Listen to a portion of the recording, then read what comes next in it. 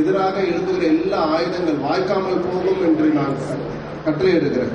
அவங்க சூழ்நிலையை நான் ஆசீர்வதிக்கிறேன். அவங்களை ரத்த கோட்டைக்குள்ள தேவன் கோட்டைக்குள்ள நான் கொண்டு வருகிறேன். அவங்க போகும் இடமெல்லாம் ஆரோக்கியம், பாயும் இடமெல்லாம் பரிசுத்தம். இந்த ஆசீர்வாதத்தை அவங்க மேல நான் பேசுகிறேன்.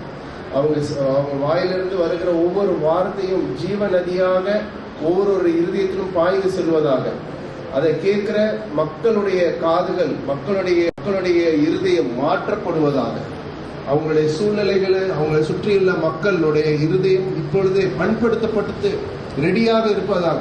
இதற்காக நான் ஏஞ்சல்ஸை நான் ரிலீஸ் பண்ணுகிறேன். அவங்களுடைய இடத்துல அவங்க எங்க போய் செட்டில் ஆக போறாங்களோ அந்த இடத்துல ஏஞ்சல்ஸை நாங்கள் கட்டவிழ்க்கிறோம். அவங்க இவங்களுக்கான எல்லாத்தையும் ஆயத்தம் பண்ணி ரெடியாக வைக்கட்டும். அவங்க அங்க போய் ஒரு தேவனுடைய ராஜ்யத்தை ஸ்தாபிக்கும் போது அந்த இடத்துல ஒரு பெரிய மறுமலர்ச்சியை, பெரிய ஒரு இறைச்சலை நாங்க இயேசு நாமத்துல நான் கேட்க, அவர்களுக்கு வாயும் இடமெல்லாம் ஆரோக்கியத்தை தேவன் கொண்டு வருகிறார்கள். அவருடைய சூழ்நிலைகளில் தேவனுடைய சமாதானத்தை பேசுகிறேன். அவர்களை நாங்கள் தேவனுடைய பிரசனத்துக்குள்ள நாங்கள் கொண்டு வருகிறோம். அவர்கள் செய்கிறதெல்லாம் வாய்க்க செய்வீராங்க.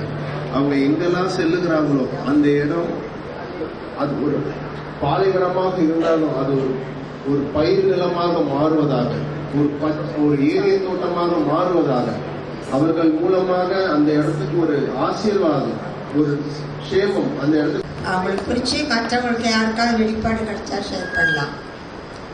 போகிற மாநிலத்தை பற்றியோ அவங்களை பற்றியோ இந்த எலும்புகளை பார்த்து பேசும்போது அந்த இது உயிரடைக்கும் போது ஒரு இறைச்சலின் சத்தம் கேட்கும். அது போல நீங்க போய் அங்க இறங்கும் போதே அந்த இறைச்சலின் சத்தம் ஸ்டார்ட் ஆகும்.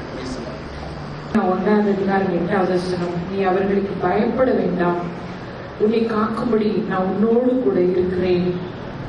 அடுத்தது ஒரு வசனம் சொன்னாங்க, உதிக்கிற ஒரு ஒளியின் இடத்திற்கு ராஜாக்கள் கடந்து வருவார்கள். கோடியாக பெருகுவாயாக. அந்த வார்த்தை நீரூற்று அப்படியே மேலே இருந்த அருவியா அப்படியே கொட்டிட்டு போற மாதிரியே இருக்கு. நீங்க போற இடம் உங்க பெரும் இறைச்சல் சத்தத்தோட அந்த ஜீவூற்றும் புறப்பட்டு காட்டிலும் 1000 மடங்கு நான் உன்னை வேர்த்துன்ற வார்த்தைங்க இருந்து கிளாஸ் பண்ணி போகும்போதே ஆண்டவர் என்கிட்ட பேசிட்டாரு.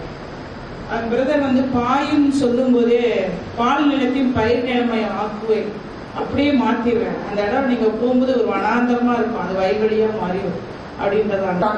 ஒரு பெரிய மழை நிலச்சலை கேட்கிறேன்னு சொன்ன அந்த வசனம் எனக்கு ஞாபகம் வந்தது. குஜராத்தில் ஒரு பெரிய மழை நிலச்சல் சத்தம் கேட்கப்படும். நம்ம போய் நுழைஞ்ச உடனே பேசலாம்.